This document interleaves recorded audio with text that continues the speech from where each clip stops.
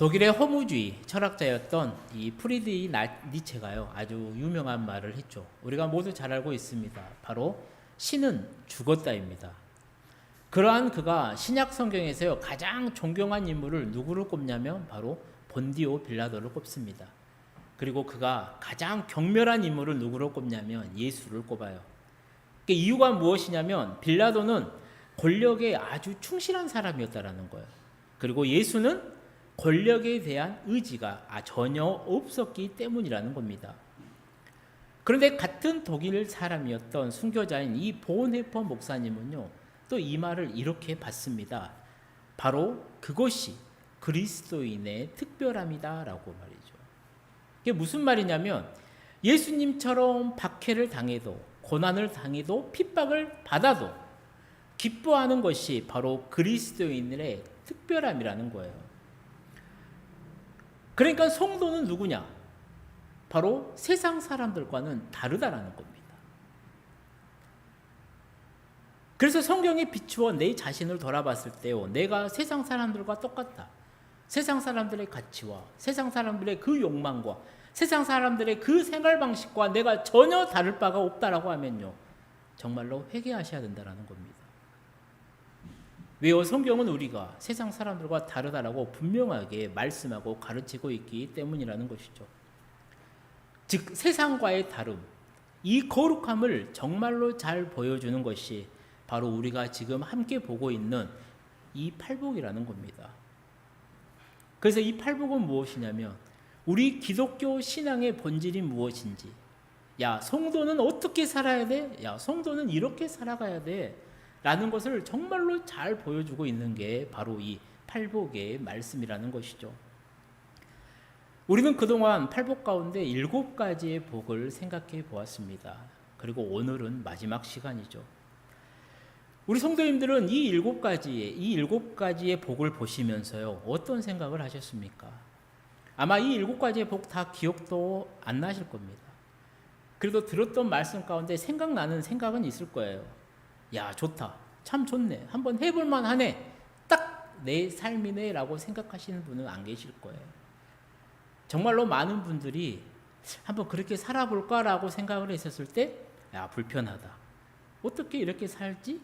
살기는 힘들 것 같다라는 생각을 많이 하셨을 거라는 거예요. 그리고 그렇게 생각하는 것이 당연합니다. 왜냐하면 성경이 말하는 복과 세상이 추구하는 복은 완전히 다르기 때문이라는 거예요. 그렇다 보니까 성경이 말하는 복, 야 너 이러면 복이 있어 라고 하는 복은 우리가 본능적으로 원하지 않는 것들이 대부분이라는 거예요. 예수님이 말씀하셨습니다. 심령이 가난한 자가 복이 있다랍니다. 그 가난함이라는 국어라는 것을 말을 해요. 아무것도 없어서 정말 굶어 죽을 수밖에 없는 그 상태에 놓여 있는 것. 세상 사람들은 그것을 복이라고 말을 하지 않아요. 세상에서는 채워져야 됩니다. 내 심령이든 내 육체가 됐든 간에 부족하거나 가난하면요, 그걸 복이라고 하질 않아요. 채워져야 돼요. 그리고 이게 차고 넘쳐야 됩니다. 든든해야 돼요. 그래야 부유한 자라고 말을 해요. 또 세상의 관점으로는 어떻습니까? 내 죄와 악을 심각하게 받아들이면서 내 가슴을 찌면서 애통하는 사람보다는요, 어지간한 죄는 대수롭지 않기고 내 잘못을 지적하면 야 나는 그런 적 없어 부인하고, 나만 그랬어? 쟤는 그걸 안 했어? 라고 하는 사람이 좀 더 당당한 것 같아요. 잘 사는 것 같아요. 온유한 사람보다는 어떻습니까? 강하고 자신만만한 사람이 더 복이 있는 것 같아요. 의에 줄이고 목마른 자보다는요, 자기 것을 하나라도 더 챙기는 이 약삭빠른 사람들이요, 복이 있는 것 같습니다. 또한 다른 사람들을 긍휼히 여기면서 돕는데 자신의 시간과 에너지를 쏟는 사람들보다는 어떻습니까? 자기 일을 먼저 잘하는 사람, 그 사람이 복이 있는 것 같아요. 혼탁한 세대 속에서요, 진실과 정직을 잃지 않기 위해 정말로 타협하지 않고요, 내 마음의 청결함을 지키려고 노력하는 사람보다는 그 목적을 이루기 위해서라면 적절히 타협도 할 줄 알고 적당히 남도 구슬을 줄 알고 그것도 피할 줄 아는 사람이 복이 있는 것 같습니다. 이게 세상의 보편적인 모습이잖아요. 또 사람들을 화평하기 위해 애쓰는 보다는 갈등이 생기더라도 내 것은 꽉 움켜쥐고 있는 사람, 내 것은 빼놓는 사람이 더 복이 있는 것 같습니다. 그런데 오늘 우리가 이제 마지막으로 살펴보려고 하는 이 8번째 복은요, 정말로 세상이 더욱더 받아들이기 어려워하는 복이라는 겁니다. 아니, 믿는 사람들조차도요 버거워하는 복입니다. 세상의 보편적인 개념과는 너무나도 다른 복이 이 마지막 복이라는 거예요. 예수님도 이걸 아셨나 봐요. 그래서 성경을 잘 보면요, 이 7가지의 복은 예수님이 딱 한 줄로 요약합니다. 자, 심령이 가난한 자는 복이 있다. 천국이 그들의 것이다. 애통하는 자는, 모하는 자는 복이 있다. 다 딱 끝나요. 그런데 이 마지막 8번째 복은 어떻습니까? 사람들이 오해하기 쉬워요. 그냥 넘어가기 쉽기 때문에요, 설명을 더 붙이십니다, 예수님이. 그래서 3절이나 더 할애해서 말씀하고 계신다라는 거예요. 그만큼 중요한 요소라고 생각하셨기 때문에요. 야, 이건 좀 더 생각해 봐야 돼. 우리가 좀 더 주의 깊게 받아들여야 돼. 그래서 예수님이 그렇게 말씀하셨다라는 것이죠. 우리 본문 10절에서 11절 말씀을 다시 한번 읽어보도록 하겠습니다. 의를 위하여 박해를 받은 자는 복이 있나니 천국이 그들의 것임이라. 나로 말미암아 너희를 욕하고 박해하고 거짓으로 너희를 거슬러 모든 악한 말을 할 때에는 너희에게 복이 있나니. 아멘. 이게 무슨 말이에요? 예수님 때문에 핍박받고, 예수님 때문에 고난당하고 욕을 먹고 거짓으로 거슬러 나쁜 말을 듣게 되는 사람들이 복이 있다라는 거. 근데 실제로는 어떻습니까? 예수님이 하신 이 말씀은요, 사실 사람들이 가장 피하고 싶은 거예요. 예수님을 믿어가지고 핍박받는 것을요, 누가 좋아하겠냐라고요. 사랑하는 우리 성도님들은 어떠세요? 예수님을 믿었습니다. 근데 이 믿음 때문에 핍박을 받는다라면 어떡해요? 기분 좋겠습니까? 우리가 아무리 온유하고요, 다른 사람들을 긍휼하게 여기고요, 내 마음을 청결하게 하고요, 다른 사람을 화평하게 하려고 노력을 해도요, 우리가 환영받지 못하고 무시당하고요, 부당한 대우를 받을 수가 있다라는 거예요. 그리고 실제로도 그렇습니다. 우리나라 헌법상에는요, 종교의 자유가 있어요, 분명하게. 하지만 지금도 많은 사람들이 물론 목숨의 위협을 받지는 않아요. 하지만 예수를 믿는다는 이유로 부모로부터, 남편으로부터, 아내로부터, 형제로부터, 친척이나 친구들로부터, 아니면 직장에서 소외당하고 핍박받는 경우들이 있다라는 겁니다. 제가 아는 동생만 해도 그래요. 정말로 유교적인 집안이었어요. 어머님이 1년에 제사를 13번인가 14번인가를 준비한답니다. 그 집이 장남이에요. 그리고 이놈이 장손이에요. 매일 제사할 때마다 가장 먼저 절을 했대요. 근데 얘가 교회를 나왔잖아요. 친하게 지냈잖아요. 절을 하면 안 된다고 하니까 바로 그 자리에서 뺨을 맞았더라. 또 어떤 자매들은 어떻습니까? 사랑을 찾아 믿지 않는 가정으로 시집을 가요. 그리고 전도를 해서 오겠다라고 하면서 아주 장시간 동안 신앙생활을 하는데 어려움을 겪는 경우도 많습니다. 그렇다고 해서 핍박이요, 모든 그리스도인들이 겪는 보편적인 경험이냐? 그건 아니라는 거예요. 만약에 이 핍박과 고난이 필수라고 한다면요, 누가 예수를 믿으려고 하겠냐라는 거예요. 하지만 예수님은요, 그런 그리스도인들을 향해서 고난은 당연한 것이다 라고 말씀하고 계신다라는 것이죠. 그래서 성경을 잘 읽어보면 성도의 삶에 따르는 그 박해와 고난, 핍박은요, 신약 성경에 나와 있는 핵심 주제 중에 하나라는 거예요.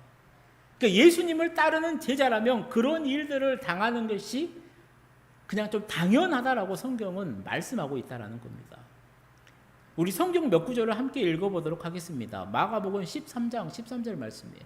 또 너희가 내 이름으로 말미암아 모든 사람에게 미움을 받을 것이나 끝까지 견디는 자는 구원을 받으리라. 아멘. 요한복음 말씀 읽어볼까요? 너희가 세상에 속하였으면 세상이 자기의 것을 사랑할 것이나 너희는 세상에 속한 자가 아니요 도리어 내가 너희를 세상에서 택하였기 때문에 세상이 너희를 미워하느니라. 아멘. 마지막으로 빌립보서 말씀입니다.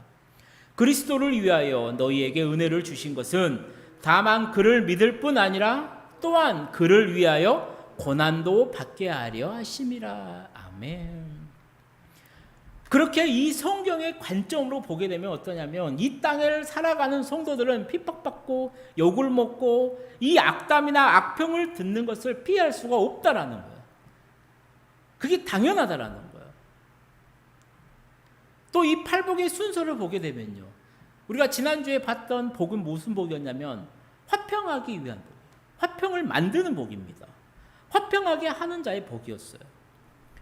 그러니까 내가 고난을 받고 내가 핍박을 받고 내가 욕을 먹는 이유가 뭐냐면요, 내가 나쁜 짓을 해서 내가 못돼서 핍박을 당하는 게 아니라는 거예요. 오히려 가는 곳곳마다요, 사람들을 유익하게 하고 평화를 이루기 노력하고요, 그들을 살리는 그 귀한 일에 내 모든 에너지와 정성을 쏟았는데 그럼에도 불구하고 나에게 돌아오는 게 뭐라는 거예요?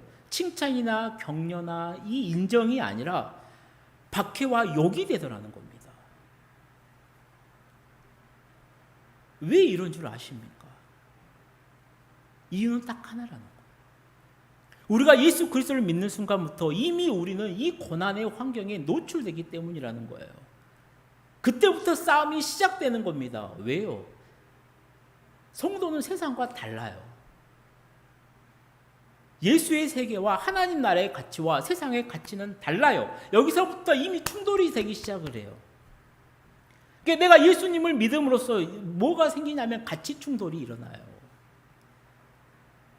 내가 어떤 선택을 해야 되고, 내가 앞으로 누구를 따라가야 되고, 내가 어떻게 살아가야 되고, 내가 이것을 믿음으로 다른 사람들은 돌변해서 나를 어떻게 대해야 할지, 우리가 어떤 핍박을 받을지는 이때부터 전쟁이 시작되는 겁니다.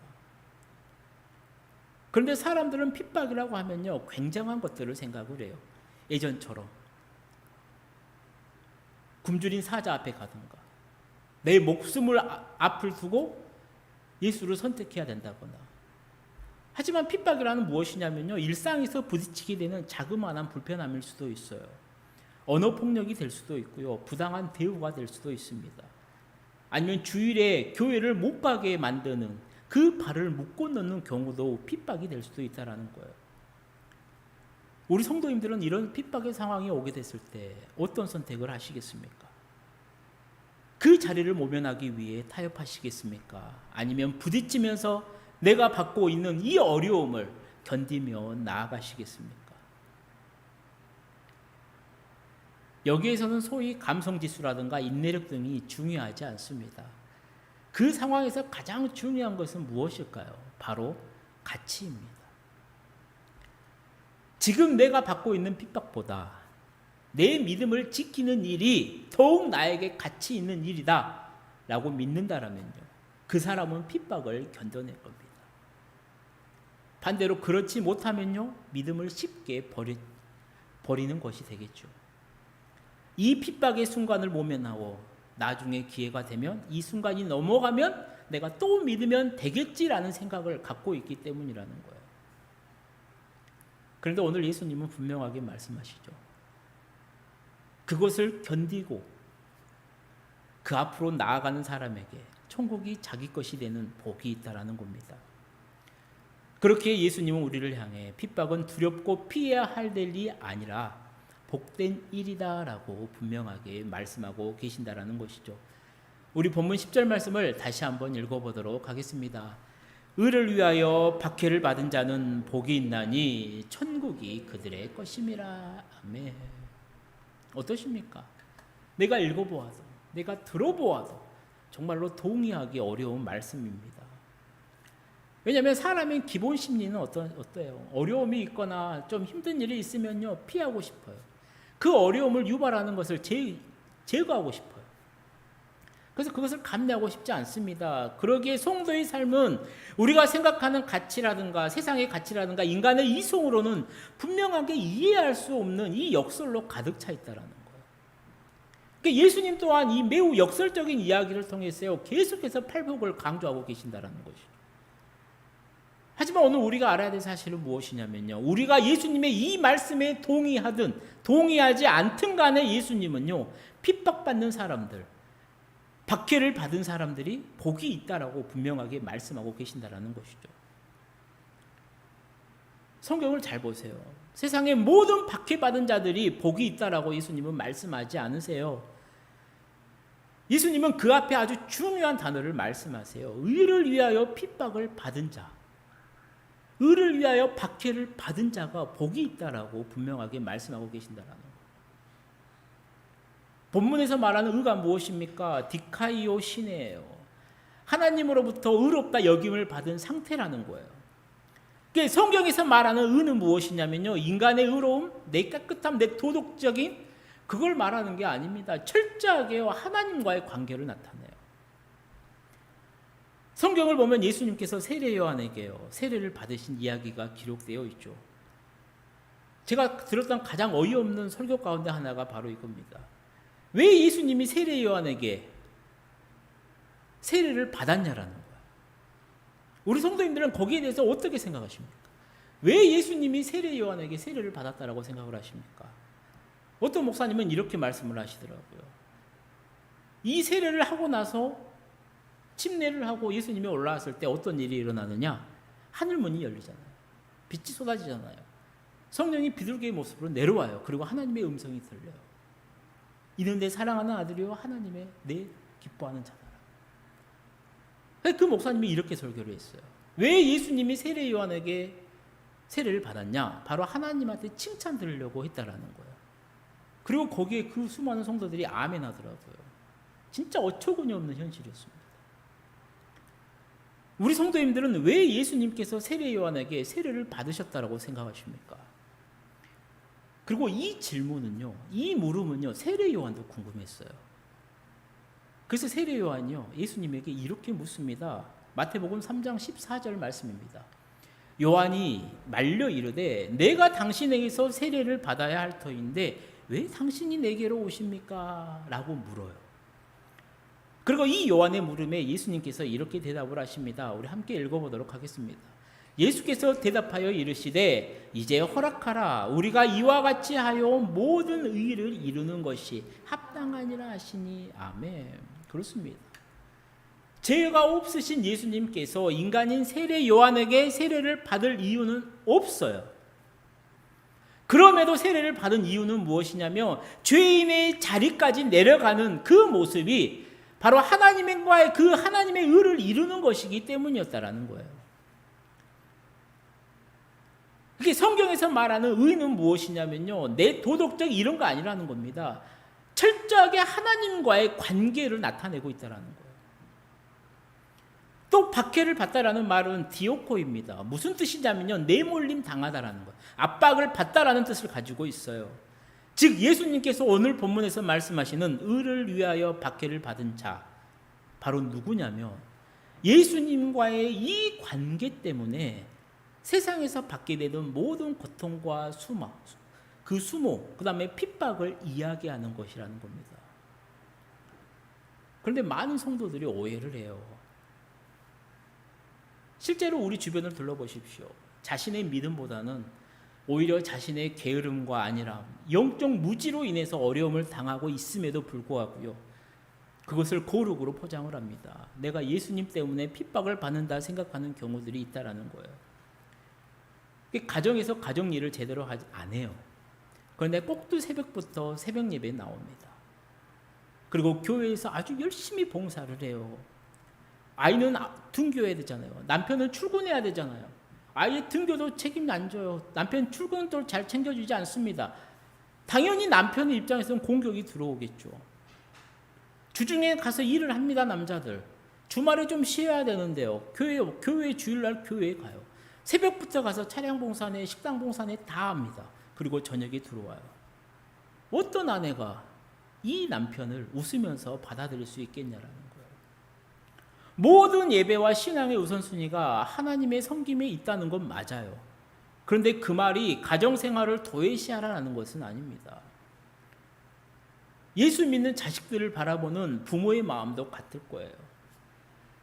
교회 다닌다라고 하면 그래 복 받을 거야, 더 잘 살겠지라고 해야 되는데 그 교회 때문에 자식들의 생활이 다 깨어져 버렸다, 사이가 더 안 좋아졌다, 그걸 좋아하는 부모가 어디 있겠냐라고요. 그러니까 돌아오는 말은 뭐예요? 교회에 다니지 말라라는 거예요. 직장에서도 마찬가지일 겁니다. 남들 열심히 일할 때 큐티하고 있어요. 회의하고 해야 되는데 교인들과 카톡 삼매경에 빠져 있습니다. 상관이 뭐라 해요. 그러면 카톡에 올리죠. 야, 내가 이러니까 예수 때문에 핍박받는다. 날 위해 기도해 달라고 하는. 또 다른 오해는 무엇이냐면요. 자기의 신념이나 자기의 독선 때문에 받는 핍박을 마치 하나님 나라의 의를 위하여 핍박받는 것처럼 생각하더라는 것이죠. 본문 11절 말씀 우리 함께 읽어볼까요? 나로 말미암아 너희를 욕하고 박해하고 거짓으로 너희를 거슬러 모든 악한 말을 할 때에는 너희에게 복이 있나니. 아멘. 자, 예수님은 이 말씀을 통해서요, 언제가 우리가 예수님을 선택하고 그분의 이름으로 행동하고자 할 때 세상이 어떻게 돌변할지에 대해서 말씀하고 계신다라는 것이죠. 그러니까 세상은 기본적으로 예수 그리스도의 그 이름을 꺼려하는 겁니다. 싫어해요. 예수님만이 곧 길이요 진리요 생명이라고 외치는 것을요 절대로 용납하지 않습니다. 아주 싫어해요. 그런 우리의 믿음의 그 고백과 복음의 증거는요, 많은 사람들에게 오늘날도 불편함을 줄 뿐만 아니라 공격의 빌미를 제공하고 있다는 것이죠. 야, 왜 예수만이 유일한 구원의 길이냐? 너희 기독교 너무 독선적이지 않냐? 비아냥거립니다. 길거리 나가서 예수 한번 전해보십시오. 상냥하게 전도지를 받는 사람이 얼마나 있겠어요. 간혹 못된 사람들에게 낭패를 당하기도 합니다. 그리고 이러한 공격은요, 예전부터 쭉 이어져 왔어요. 초대교회 성도들은 어떻습니까? 예수님을 나의 주로 고백하고요, 복음이신 예수 그리스도를 증거하다가 수많은 박해를 당했어요. 스데반 집사는요, 처음으로 돌에 맞아 순교했습니다. 그렇다고 해서 교회가 위축되었냐? 아니요. 복음이 수리아 지역을 거쳐서 유럽 쪽으로 번집니다. 이후로 로마 시대에요, 전국에서요, 황제가 아닌 예수에게만 충성한다라는 이유로 박해가 있었지만요, 그들은 꿋꿋하게 이 박해를 이겨나갔다라는 것이죠. 이를 위하여 박해를 받는 자는 복이 있나니, 야, 천국이 그들의 것이다. 이 예수님의 말씀을 붙들고 성도들은요, 활활 타오르는 그 불 앞에서, 굶주린 사자의 입 앞에서, 길거리에 줄지어 서 있는 그 십자가 앞에서 두려워하지 않고 기뻐하였다라는 겁니다. 사랑하는 성도님들, 분명합니다. 이것은 세상이 보면 미친 짓이에요. 하지만 성도들은요, 이 미친 짓을 해냈습니다. 오직 예수 그리스도 때문에 자신의 목숨조차 아끼지 않았다라는 거예요. 그렇게 수백 년 동안 박해가 가해지면 기독교인들은 줄어들어야 되는데요, 실제로 이들의 수는 점점 더 늘어났다라는 겁니다. 그리고 그 이유가 무엇이냐? 어느 것 하나도, 어느 것과도 바꿀 수 없는 그 영원한 가치가 예수 안에 있었다라는 겁니다. 죽음이 끝이 아니라는 것을 알고 있었다라는 거예요. 예수 안에 영원한 생명이 있다는 것을 이들이 알았다라는 겁니다. 그리고 그것을 발견하게 되니까 어떻습니까? 예수 때문에 기꺼이 죽을 수가 있더라는 것이죠. 가끔 아이들을 보면요, 정말로 이해가 안 될 때가 있어요. 고장난 장난감이에요. 내가 봤을 때는 저거 하나도 중요한 게 아닙니다. 근데 아이에게는 그게 굉장히 중요하게 여겨질 때가 있어요. 너무 안 좋으니까, 야, 더 좋은 거 줄게, 그거 줘, 더 좋은 거 사줄게 해도 애는 이게 자신의 생명인 것 마냥 절대 포기하지 않고 때렸습니다. 그냥 꽉 붙들고 있어요. 그런데 그런 아이의 모습에서 우리의 모습을 보게 됩니다. 하나님은 정말 우리에게 좋은 것을 주시려고요, 내가 붙들고 있는 것을 주라고 하는데요, 그게 나의 정말 귀한 목숨인 것처럼 붙들고 있는 우리의 모습 말입니다. 이 얼마나 어리석은 모습이냐라는 거예요. 사랑하는 성도님들, 천국 백성이 되고 하나님 나라를 소유하게 되는 것은요, 복 중에서 최고의 복인 겁니다. 그렇게 천국을 소유한 성도는요, 세상에서 아무리 좋아 보이는 것이 있더라도요, 그것에 휘둘리거나 전전긍긍하지 않게 되는 겁니다. 세상에서 원하는 거 이루면 감사하는 거예요. 이루지 못하면요, 그걸로 괜찮아요. 왜요? 이미 나 안에는 천국이 있기 때문이라는 거예요. 이미 나는 가장 큰 것을 소유하고 있기 때문이라는 겁니다. 그렇게 오늘 예수님은요, 진정으로 복 있는 사람은 의를 위하여 박해를 받고 고난을 겪는 사람이라고 말씀을 해요. 그러시면서 그런 힘든 상황이 올 때는 이렇게 하라라고 말씀하죠. 우리 본문 12절 말씀을 함께 읽어보도록 하겠습니다. 기뻐하고 즐거워하라. 하늘에서 너희의 상이 큼이라.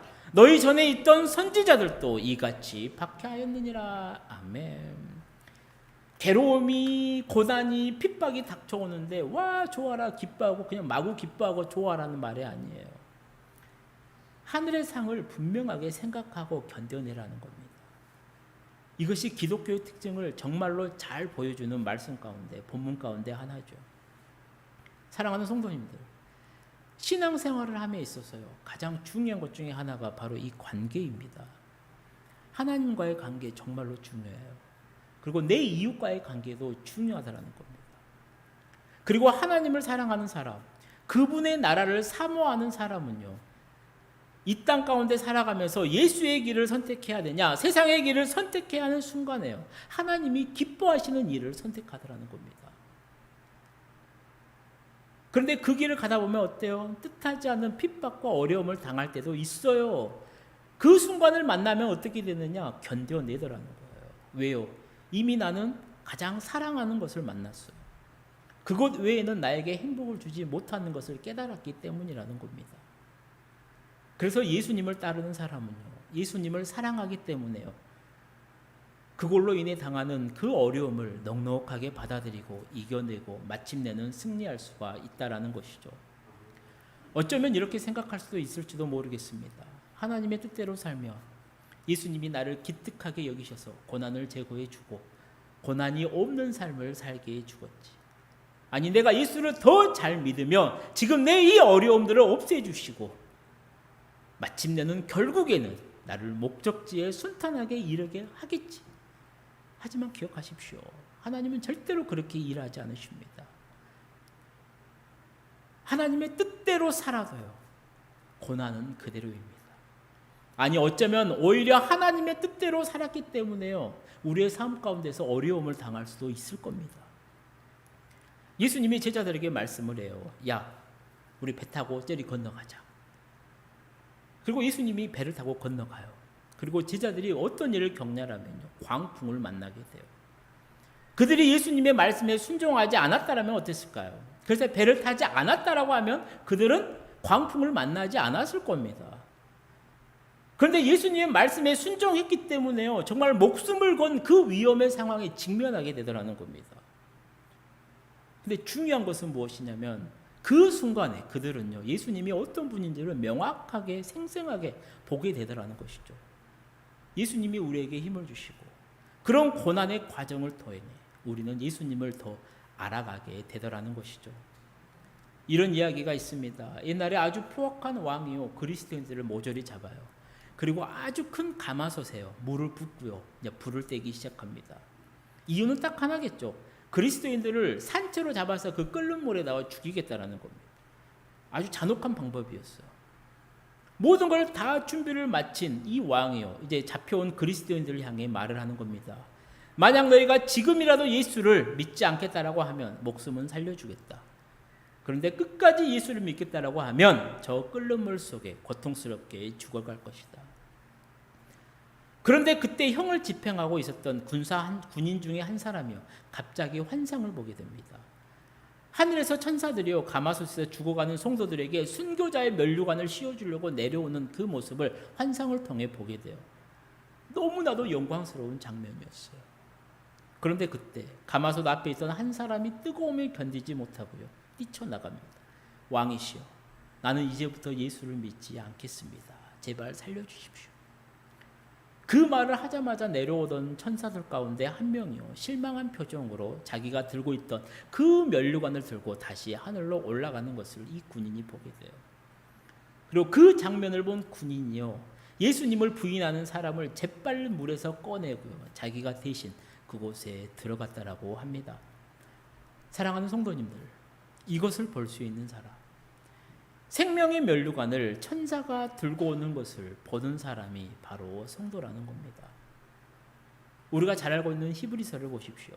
많은 믿음의 선배들이요, 그 장면을 보았어요.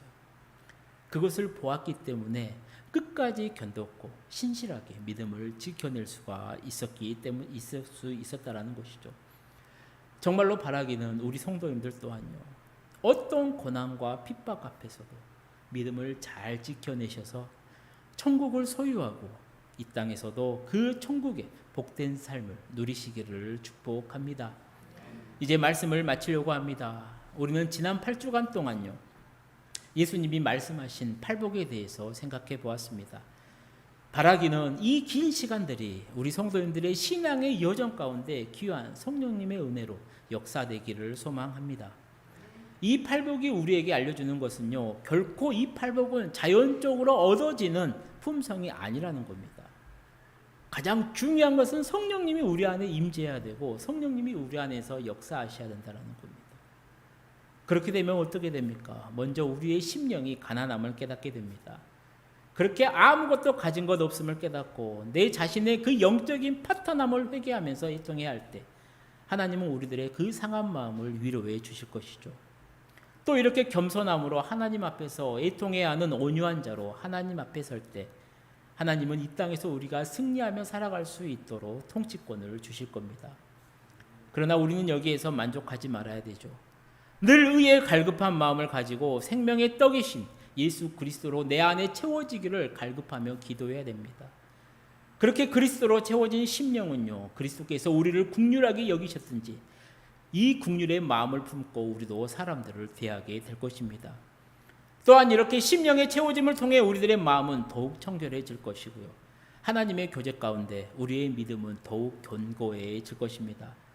그와 함께 예수님께서 우리를 화평하게 하셨듯이 사람들을 화평하게 하는 그 일에 우리는 축복의 도구로 사용되어질 것입니다. 하지만 어떻습니까? 이렇게 하나님 나라의 그 진실함에 그 진실되게 살아가고자 할 때요, 이 세상은 우리를 공격하더라는 겁니다. 그리고 정말로 심각한 지경에 이를 수도 있겠어요. 욥이 당했던 고난들처럼 참으로 이유 없어 보이는 그 일들이 내 주변에서 일어나면서요, 우리를 힘들게 할지도 모른다라는 겁니다. 정말로 안타까운 일. 이러한 일들이 벌어질 때마다 그와 같이 원치 않았던 일과 결과 때문에 신앙의 길을 떠나는 일들이 많이 있다라는 겁니다. 그런데 반드시 기억하십시오. 바로 그것이 사탄이 바라는 일이라는 것. 그러니 속지 마십시오. 끝까지 나아가십시오. 기뻐하고 즐거워하며 감사하며 찬송하십시오. 빌립보 감옥에 갇혔을 때 바울과 실라가 착고를 차고 찬송을 부를 때 옥문이 열렸습니다. 착고가 풀어졌어요. 우리를 올가매고 있는 모든 억압의 틀이요, 일순간에 열려지고 상황이 바뀌게 될 거라는 겁니다. 오늘 우리는 하나님의 백성으로 우리들의 동기와 행위와 일과 그 언어의 사상과 모든 우선순위에 하나님을 맨 앞에 모시도록 부름을 받았습니다. 사람들은 이 부름을 부담스럽게 여깁니다. 가기 어려운 길이라고 생각을 합니다. 그러면서 동시에 하나님의 복 주시기를 갈망을 해요. 정말로 이율배반적인 행동이라는 겁니다. 그런데 하나님이 우리에게 의도하신 그 길에 우리가 기꺼이 들어서게 되었을 때 하나님은 우리에게 행복의 삶을 보장해 주시더라는 것이죠. 왜냐하면 이유는 딱 하나예요. 행복은 하나님이 만드시는 것이기 때문이라는 겁니다. 사랑하는 성도님들, 예수님이 오늘까지 우리에게 말씀하신 이 8가지의 복은요, 왕이신 예수 그리스도께 복종하고 그분의 은혜를 맛본 사람들만이 가질 수 있는, 어떻게 보면 우리 삶의 표지가 되는 겁니다. 정말로 이 표지를 우리들 서로에게서 발견하고요, 함께 하나님 안에서 하나님 나라에서만 누릴 수 있는 그 기쁨을 서로 나누는 힘을 얻는 교회, 믿음의 공동체로 세워져 가기를 축복합니다. 정말로 또한 주신 말씀 잘 받들어서 앞으로도 온전한 신앙의 삶을 우리 예수님께 올려드리는 우리 성도님들이 되기를 축복합니다.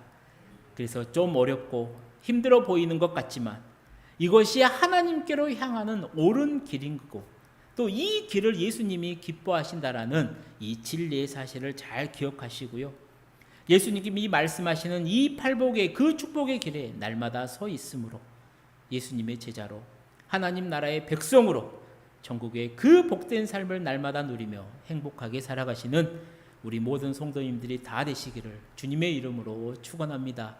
기도하시겠습니다. 사랑의 하나님 아버지, 우리에게 지난 8주 동안 귀한 말씀인 팔복에 대해 듣게 하심을 감사드립니다. 아버지, 다른 것은 다 잊어먹었다 할지라도 내 삶의 우선순위에 하나님을 가장 먼저 두고 하나님의 시선과 가치로 살아가겠다 노력하고 예수는 우리 모두가 되도록 은혜를 베풀어 주옵소서. 은혜의 주님, 들려주신 복이 있는 사람으로 살아가고자 결심하고 다짐합니다. 하지만 우리의 생각과 경험과 기준과는 많이 다른 복임을 다시 깨닫습니다.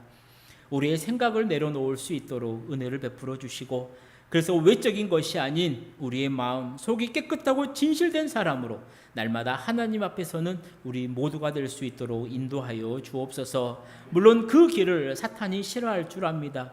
우리를 넘어뜨리려고 할 테고, 또한 주신 말씀 기억나지 않고 하나님 가치보다는 세상의 가치가 더 탐스럽고 그럴듯해 보이는 일들도 우리 주변에서 많이 일어날 겁니다. 성령 하나님, 이 시간 하나님 나라의 가치와 복을 바라는 우리 모두에게 믿음과 용기를 더하여 주옵소서. 그래서 어떤 어려움과 고난 속에서도 주실 상급 바라보며 기뻐하며 견딤으로 말씀하신 그 팔복의 축복을 하나하나 누리며 맛보면서 담대하게 나아가는 우리 모두가 될 수 있도록 성령 하나님 함께하여 주옵소서. 그래서 마침내는 의의 면류관을 쓰고 하나님의 기쁨과 자랑이 되는 우리 힘을 얻는 교회, 우리 힘을 얻는 교회의 모든 성도님들